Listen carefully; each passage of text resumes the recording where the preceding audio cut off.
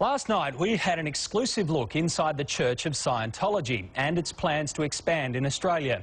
Well, tonight, the church's top spin doctor comes out swinging against Senator Xenophon, the man leading the calls for an inquiry into the practices of the religion.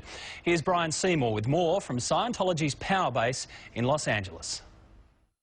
And I understand that you're an advocate for the senator, and that I'm not an advocate for the senator. You forwarded his bigoted witch hunting views. You've got that totally wrong, Tony. You know what? And that's the position that you take. And you know what? That's totally wrong. You have that right. Did you say that to get it on camera, to use it against me? Because that's totally untrue what you just said. It's not just what's occurred in Australia, it's what's been happening in the US, in France, in Germany, in Greece, in Russia, all around the world.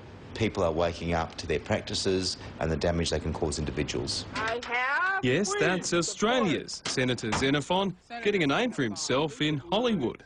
It is a criminal organisation that hides behind its so-called religious beliefs. Are you appalled by what he did?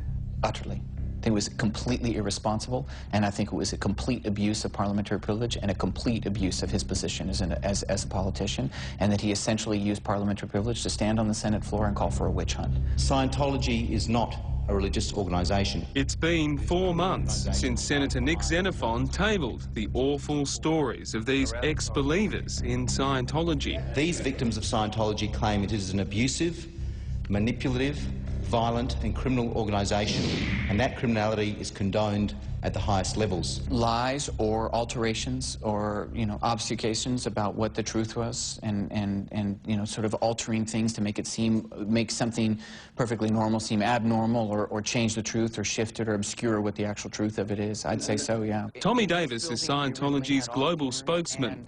He's taking aim at Senator Xenophon and all of the ex-members criticising Scientology and, yes, me and this show. You just said, I'm an advocate for Senator Xenophon.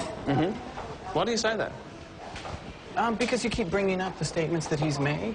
So does the Fairfax Press, News Limited, Channel 9, Sure. the ABC? Yeah.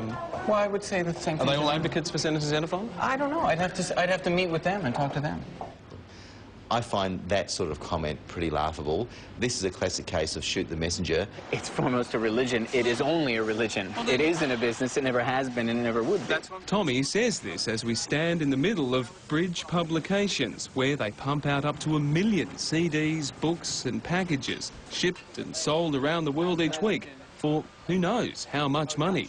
Scientology won't say. When you consider the claims that have been made, the damage to individuals, and the fact that Australian taxpayers are in effect subsidising the operations of this organisation here in Australia, I think it's very much in the public interest that we focus on these very serious allegations. He expects to call for a vote on an inquiry as soon as next month. Scientology says it's not worried. According to Tommy Davis, Scientology has grown more in the past year than in the previous 5 years. Apparently the figures to prove that are in a building just down the road here in Hollywood, but Tommy hasn't shown us. The protest group Anonymous claims that Scientology's numbers are falling. And in Australia, we've met dozens of ex-members who say hundreds have left and hundreds more will flee this group. These workers at the publishing facility belong to Scientology's elite unit called the Sea Org. They're actually on the books as volunteers. The church provides food and accommodation. They put in long hours and get about $50 a week.